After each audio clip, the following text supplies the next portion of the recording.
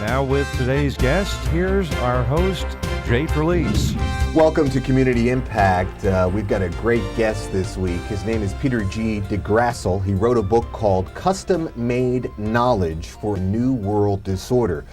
Peter lives in Hong Kong. He has a wide variety of experiences he's going to share with us, and let's welcome him here to Community Impact. Peter, good to see you. It's good to be here, Jay. Thanks for having me. Yeah. Let's talk a little bit first about why you wrote the book, but also I want to discuss your fascinating life, because it really has brought you to a lot of different places geographically, and I'm sure metaphorically and intellectually and spiritually and emotionally as well. You're absolutely right. But tell us a little bit about your life and how that led to you writing this book. Well, when I lived in the States, I was quite active politically. I was involved in the election of Jimmy Carter. I then went on the steering committee of Democrats for Reagan. I did that because I was very upset at what I experienced in the Democratic Party. Then I got very disillusioned with what I experienced in the Republican Party. And I was active locally in politics in California, in Los Angeles County city politics.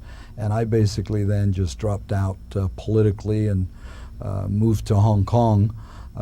Because not only was I disillusioned with the political process in America, I was also going through a difficult time personally, family-wise, getting a divorce. And so I thought Hong Kong was the place to go. It's a place I'd been going for many years doing business. And then my children, who grew up in a political setting, who always were around at political events, I'd always take them to the voting booths, started questioning me about how and why did I and my generation, that was supposed to be the active generation of the 60s that was going to leave a better world, how can we leave them with such a mess, and what do we do to clean it up? So that's what brought about the title Custom Made, spelled M-A-I-D, because we the people, I concluded, have been maids. And I refer to us repeatedly as maids in the book, as apathetic maids, because not only are we asked to clean up the mess that career politicians have left us, but we're then asked to foot the bill and pay for it. And I don't know about you, Jay, but I haven't been able to find any maid anywhere in the world, yet alone in America, that'll pay for the privilege of being a maid. They all want to be paid.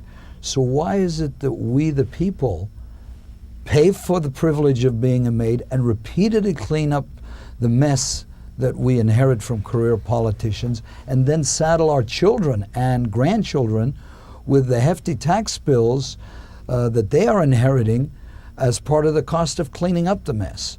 So that is why the title of the book is Custom Made Knowledge for New World Disorder, because America's in a mess. We see it now bubbling to the surface with the financial meltdown, with the political process, the conflicts within the Democratic Party, the conflicts between the parties, and we see it globally, where America's embroiled in two wars. Its standing has never been lower. You look at all the latest Pew polls. America is one of the countries least respected in the world, where it wasn't but 10 years ago that it was one of the most respected. And China, on the other hand, is one of the most admired countries in the world. The Pews and all the other polls, Gallup's included, when they conduct polls in America of Americans, are you happy with your government? Only 36% are happy with their government. Okay. Can I just stop you for a Sure. second? Yeah, because you mentioned the fact that you wrote the book sort of as a challenge by your daughter, saying, hey, you were the 60s generation, you were the idealists. Isn't this sort of, particularly this self-hatred of America, kind of manifestation of that 60s generation? You know, where previous to the 60s generation, people were very, very much bully on America. They were patriotic. It almost became kind of radical chic, to use Tom Wolfe's terminology, in the 60s to be anti-American? Well, I think we have to look at the reasons why. I think Americans and my generation became a lot more aware because of television of some of the hypocrisy that existed in Washington, D.C. I think prior generations just didn't know. I mean, they had newspapers, they had radios.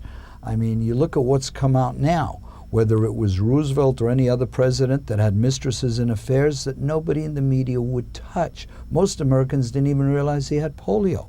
Whereas today, an elected official or a president, it doesn't matter what they buy or eat or who they're with, everybody knows instantly.